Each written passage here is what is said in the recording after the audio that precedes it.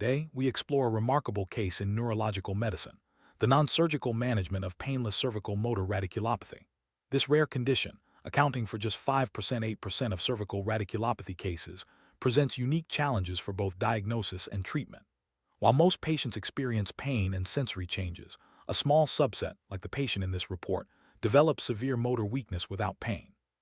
This video will walk you through the patient's journey, the clinical decisions made, and the implications for future care. Let's begin by understanding what makes this case so unique and why it challenges current treatment guidelines. Cervical radiculopathy is a neurological disorder caused by nerve root compromise in the neck, often due to degenerative changes, herniated discs, or foraminal stenosis. Most patients experience pain, numbness, or tingling, but a rare few develop motor weakness without discomfort. This painless variant can be easily overlooked, leading to delayed diagnosis and potentially permanent impairment. Recognizing the signs and understanding the underlying mechanisms are crucial for timely intervention. In this case, the absence of pain made the clinical picture especially challenging, highlighting the need for careful neurological assessment. The patient, a 67-year-old male farmer, presented with sudden, profound weakness in his right shoulder. Notably, he reported no pain, sensory disturbance, or paresthesia. His main complaint was the inability to lift his arm above shoulder level, which severely impacted his daily activities and farming work. The timing was particularly challenging, as it coincided with the peak farming season, threatening his livelihood. His medical history was otherwise unremarkable, with only hypertension managed by medication. The absence of trauma, infection, or systemic symptoms further complicated the diagnostic process. On neurological examination, the patient showed marked motor weakness in the right shoulder, graded as MRC3 for flexion and abduction, and MRC4 for extension. The range of motion was limited to just 60 degrees. Sensory examination was normal, and there were no deficits in the right elbow, wrist, or hand. These findings pointed to a localized motor deficit without sensory involvement, a hallmark of painless motor radiculopathy. Such a presentation is rare and often leads to diagnostic uncertainty, emphasizing the importance of thorough clinical evaluation. Radiographic evaluation included cervical spine X-rays and MRI. The X-rays revealed multilevel degenerative changes, such as reduced disc height and osteophyte formation. MRI showed bilateral foraminal stenosis, most pronounced at C5, C7, T1 on the right, and a central disc protrusion at C4-5. Importantly, there was no evidence of cord compression or abnormal signal in the spinal cord. These imaging results confirmed the diagnosis of multilevel cervical radiculopathy, providing a clear anatomical basis for the patient's motor symptoms. The absence of pain and sensory symptoms made the diagnosis particularly challenging. Without the typical warning signs, painless motor radiculopathy can be mistaken for other conditions or overlooked entirely. In this case, the patient's functional limitations and imaging findings were key to identifying the underlying problem. The clinical team decided that further laboratory workup was unnecessary, given the lack of infection or systemic inflammation, and the patient's gradual improvement with conservative management. The patient's occupation as a farmer played a significant role in treatment planning. During the busiest season, he could not afford the downtime or risks associated with surgery. His strong preference for non-surgical management reflected both personal and socioeconomic considerations. This highlights the importance of individualized care, where treatment decisions are tailored not only to clinical findings, but also to the patient's life circumstances and priorities. After a thorough discussion of risks and benefits, the clinical team and patient agreed on a non-surgical approach. Current guidelines often recommend early surgery for severe motor deficits, but the evidence for non-surgical management in painless cases is limited. The plan prioritized conservative management, including epidural steroid injections, physical therapy, and pharmacologic support. This approach aimed to restore function while minimizing disruption to the patient's daily life and work. Over 5 weeks, the patient received 4 epidural steroid injections under fluoroscopic guidance. 2 injections were delivered via the interlaminar approach at the C6-7 level, and 2 via the transforaminal approach targeting the right C6 nerve root. Each injection included dexamethasone palmitate, hyaluronidase, and lidocaine. This combination aimed to reduce inflammation, improve drug distribution, and relieve nerve root irritation. The use of both techniques ensured comprehensive delivery of medication to the affected areas. Interlaminar approach involves inserting the needle between the laminae of the vertebrae to access the epidural space, while the transforaminal approach targets the nerve root directly at the foramen. fluoroscopic imaging, guided precise needle placement, and ensured safe, effective delivery of medication.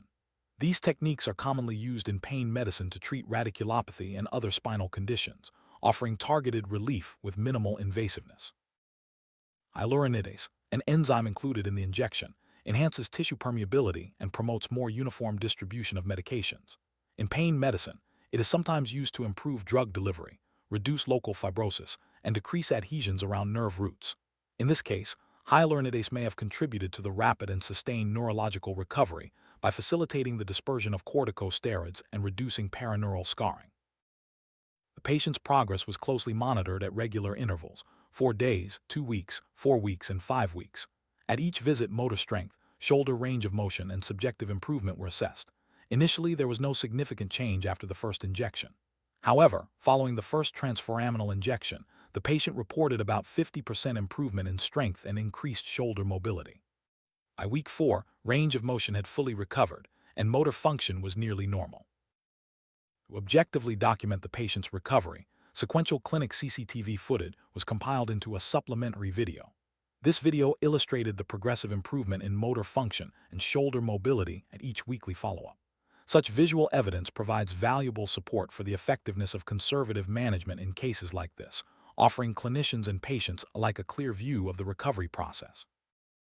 In addition to injections, the patient was prescribed pregabalin and began exercise therapy. Physical therapy played a crucial role in restoring strength and range of motion, while medication helped manage any residual symptoms. The combination of targeted injections, pharmacologic support, and rehabilitation formed a comprehensive, individualized treatment plan that addressed both the neurological and functional aspects of recovery. By the 5th week, the patient's motor strength had improved to MRC grade 5, with full restoration of shoulder function and range of motion. He experienced only mild fatigue during strenuous activity, with no adverse effects from the procedures. Most importantly, he was able to return to his daily activities and farming work without limitation, expressing high satisfaction with the non-surgical approach and gratitude for the individualized care. This case challenges the prevailing belief that early surgery is mandatory for severe motor deficits in cervical radiculopathy. It demonstrates that, with careful patient selection and close monitoring, conservative management, including epidural steroid injections and rehabilitation, can lead to rapid and complete recovery, even in cases with profound motor impairment and no pain. This finding has important implications for clinical practice and future research. Current guidelines from major neurosurgical and spine societies recommend early surgery for severe motor deficits based on concerns about irreversible loss of function. However, these recommendations are largely based on studies involving patients with significant pain or progressive neurological decline. There is a notable lack of evidence addressing the optimal management of painless, yet severe, motor radiculopathy. This case highlights the need for more research and flexible, individualized treatment strategies. Beyond epidural steroid injections, other non-surgical modalities have been explored for cervical radiculopathy. These include regenerative therapies like mesenchymal stem cell injections, platelet-rich plasma (PRP), ozone therapy, radiofrequency ablation, and cryotherapy. While some of these approaches show promise, their efficacy and safety require further validation through clinical trials. Regardless of the intervention, physical therapy remains a cornerstone of comprehensive care. This case underscores the value of individualized, patient-centered decision-making. Treatment choices should consider not only clinical and radiological findings, but also the patient's occupational and social circumstances. In this instance, the patient's role as a farmer during peak season made conservative management a socioeconomic necessity as well as a medical one. Such personalized care can lead to better outcomes and higher patient satisfaction. This case expands our understanding of cervical radiculopathy by showing that the absence of pain does not rule out significant neurological compromise. It also demonstrates that conservative therapy can be effective, even in severe cases. Careful clinical assessment, shared decision-making, and thorough radiological evaluation are key to successful outcomes. By documenting sequential improvements, this report provides objective evidence supporting non-surgical management. As a single-case observation, the findings cannot be generalized to all patients with painless motor radiculopathy. The lack of long-term follow-up also limits assessment of sustained outcomes or late relapse. Further research, including prospective studies comparing surgical and conservative approaches, as well as investigations into optimal injection techniques and rehabilitation protocols, is needed to better define the role of non-surgical management in this unique patient population. The study was approved by the relevant ethics committee, and written informed consent for publication was obtained from the patient. All personal identification information was de-identified to protect privacy. Ethical conduct and patient consent are essential in clinical research, ensuring that patient rights and confidentiality are maintained throughout the process. At the final follow-up, the patient expressed high satisfaction with the non-surgical treatment, complete recovery of shoulder function, and a successful return to daily activities and work. He was grateful for the individualized care and the opportunity to avoid surgery. Patient satisfaction is a key outcome in any treatment plan, reflecting both clinical success and the alignment of care with patient values. This case provides several important clinical takeaways. First, not all severe motor deficits require immediate surgery. Second, individualized, conservative management can be highly effective in selected patients. Third, careful monitoring and documentation of recovery are essential for guiding treatment and supporting future research. These lessons can inform clinical practice and improve outcomes for patients with similar presentations. Findings from this case broaden the clinical spectrum of cervical radiculopathy and suggest that conservative therapy may be a viable and effective alternative, even in severe cases. This has implications for guideline development, patient counseling, and healthcare resource allocation. It also highlights the need for ongoing research to refine treatment protocols and optimize patient outcomes. Let's recap the patient's recovery timeline. At the first visit, motor function was severely impaired. After the first injection, there was little change.